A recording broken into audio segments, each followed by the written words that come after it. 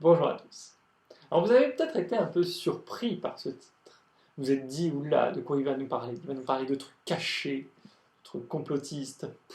Pas du tout. En fait, évidemment, il y a un peu de provoque dans ce titre. Évidemment qu'en France, nous sommes dans un système démocratique, dans le sens où, bien entendu, il y a des élections totalement libres. Il n'y a absolument pas de remise en question de ce fait-là. Si quelqu'un veut se présenter à une élection, il peut tout à fait, et s'il arrive à convaincre suffisamment de monde, eh ben, il va être élu. Mais pour autant, démocratiquement, est-ce qu'on a un système abouti? Ben non, à au moins deux niveaux. Alors, d'une part, le niveau qui peut-être est le plus régulièrement mis en avant dans les médias, les éléments de démocratie participative ou de démocratie directe. Donc ça, clairement, en France, on est nul. Ça, c'est absolument terrifiant, on est très très en retard par rapport à d'autres pays. Alors évidemment, si on se compare à la Suisse, c'est particulièrement cruel parce que eux ont un système bien avancé de ce point de vue-là, avec notamment très régulièrement des votations citoyennes. Donc nous, on dirait des référendums d'initiative citoyenne ou populaire, ça revient exactement au même. Donc eux, ils ont vraiment des choses comme ça très très régulièrement. Ce qui fait que le peuple se prononce très souvent sur des questions, alors des fois des questions très techniques et des fois sur des questions symboliques. Mais le peuple s'exprime directement. Ça, c'est un premier aspect, un peu basique. Mais qui a quand même son importance. Hein. Ça permet une soupape, que le peuple puisse s'exprimer directement, soit au niveau du canton, soit au niveau national. Je parle pour la Suisse. En France, on n'a pas du tout ça. On a bien vu, dernièrement, on a donc eu une tentative de référendum initiative partagée sur la privatisation des aéroports de Paris. Et ben, ça a été un fiasco, mais pas parce qu'il n'y a pas eu assez de signatures, parce que le seuil de signature a été bien trop élevé. Il y a quand même eu 1 million de personnes qui ont signé. Il y a 1 million de personnes qui se sont connectées sur le site qui était de très très mauvaise qualité et ont mis toutes leurs infos et dire je veux qu'il y ait un référendum là-dessus. 1 million de personnes. Et ça n'a pas suffi à déclencher quoi que ce soit, parce que le seuil est bien trop élevé. Bon, mais mettons ça de côté. Mettons maintenant l'accent sur la manière dont on choisit nos représentants. Alors, combien est-ce qu'on a d'élections en France? Donc, je vais écarter certaines élections un peu particulières, mais les élections un peu générales. Les élections municipales, en plus de ça, elles interviennent en même temps, on ne s'aperçoit même pas qu'on vote pour eux, mais il y a aussi les élections intercommunales. Il y a les élections départementales, régionales. Alors, certes, le Sénat, mais bon, le Sénat, bon, voilà. L'Assemblée nationale, les présidentielles et les européennes. Bon, on peut se dire que 8 trucs, c'est peut-être un peu trop, mais ça sera le sujet d'une prochaine idée. Mais clairement, on a une organisation territoriale beaucoup trop complexe. Mais, encore une fois, ça j'en parlerai une autre fois. Sur toutes ces élections, eh bien, il y a quasiment des modes de scrutin différents à chaque fois.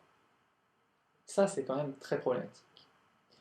Mais surtout, et c'est l'essentiel, c'est vraiment, si vous ne devez retenir qu'un seul truc, c'est ce truc. C'est un truc connu, hein, c'est absolument pas quelque chose d'innovant que je vais énoncer. Mais nos modes de scrutin actuels ne permettent pas de représenter correctement les idées des citoyens au sein des assemblées élues. Ça, c'est un élément absolument crucial. Le fait d'avoir, donc je vais me concentrer sur l'Assemblée nationale parce que c'est le cœur de la question, mais c'est valable à d'autres niveaux, au niveau municipal, départemental, etc. C'est tout à fait valable. Mais je vais vraiment me concentrer sur l'Assemblée nationale. Le Sénat, dans un pays normal, c'est-à-dire un pays unitaire, ne devrait tout simplement pas exister, donc je ne vais pas en parler. J'en parlerai une autre fois du fait qu'il faille justement éliminer le Sénat. Mais bref. Donc, actuellement, nous avons un mode de scrutin qui nous conduit à ne pas du tout représenter les idées des citoyens correctement.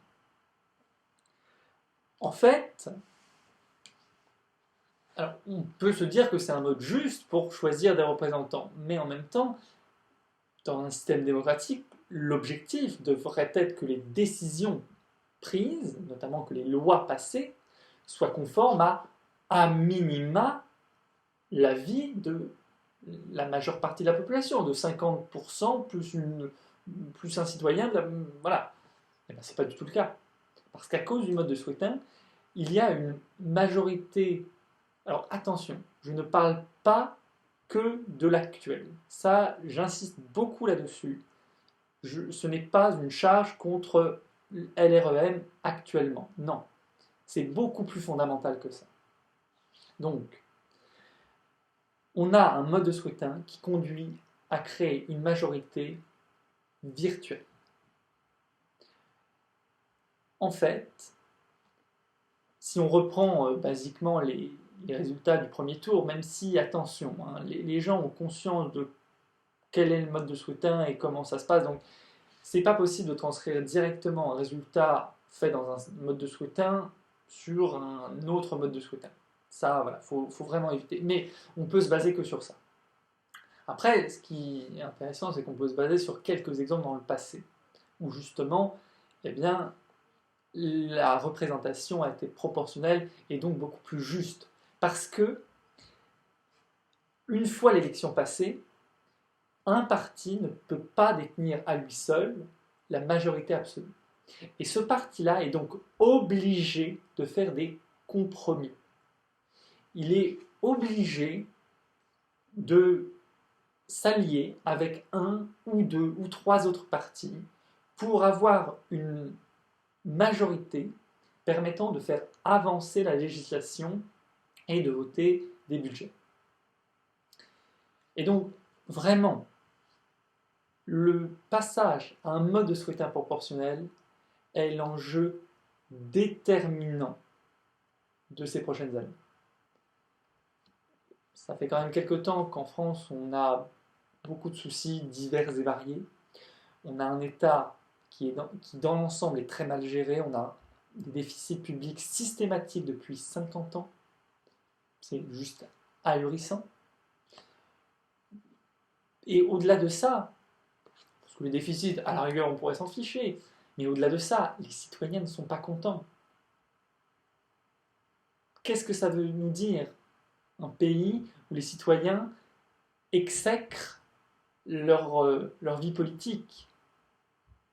Eh bien, mon analyse, évidemment, là, dans une petite vidéo comme ça, je peux caler un peu vite, mais voilà, mon analyse, c'est que l'élément central, ça serait vraiment le remplacement du mode de scrutin actuel par un mode de scrutin à la proportionnelle intégrale. Voilà. Donc merci beaucoup de m'avoir écouté. N'hésitez pas à réagir à cette vidéo, à me dire que j'ai tort et que le mode de scrutin actuel est super et qui nous permet d'avoir un État qui fonctionne à fond et qui rend les citoyens heureux. Pourquoi pas? Voilà, mais en tout cas, voilà, n'hésitez pas à réagir et à bientôt parce que je reparlerai sans doute de ce sujet et d'autres sujets. Mais je le répète, pour moi, c'est vraiment la question clé. Rien ne s'arrangera sérieusement dans notre pays tant qu'on ne sera pas passé à ce mode de scrutin, sachant que les détails précis pourront être discutés. Il y a différents types de proportionnels, quel niveau précis, voilà, est-ce qu'il faut faire 2, 3, 5% pour... bref, il y a des détails, mais l'essentiel est de chercher à ce que l'opinion des citoyens soit représentée de manière juste au sein de l'Assemblée nationale. Au revoir, à une prochaine fois, et merci de m'avoir écouté.